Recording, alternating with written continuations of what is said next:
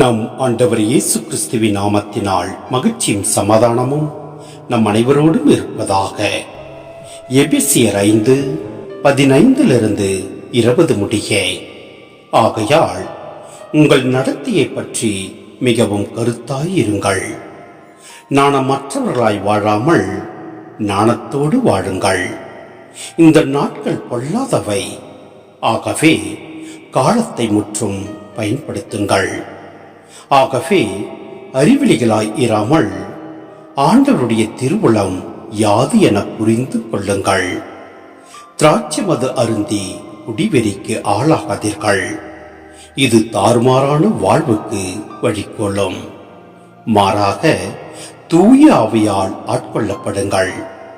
உங்கள் உரையாடல்களில் திருப்பாடல்கள், புகழ்பாக்கள், ஆவிக்குரிய பாடல்கள் ஆகியவை இடம்பெறட்டும்.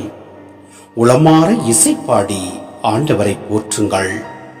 நம் ஆண்டவராகிய இயேசு கிறிஸ்துவின் பெயரால் எல்லாவற்றிற்காகவும் எப்போதும் தந்தையாம் கடவுளுக்கு நன்றி செலுத்துங்கள். சிந்தனை: நம்மை ஆண்டவர் அறிந்துள்ளார். நாம் செய்யக்கூடிய செயல்கள் யாவை என ஒவ்வொரு நாளும் கண்ணோக்கி பார்க்கின்றார். எனவே நாம் ஒன்று கூடுகின்ற வேளையிலும் நாம் நடக்கையிலும் செல்கையிலும் நம் ஆண்டவரை குறித்து தியானிப்போம். அவருடைய வார்த்தைகளை அநேக பேருக்கு எடுத்துரைப்போம்.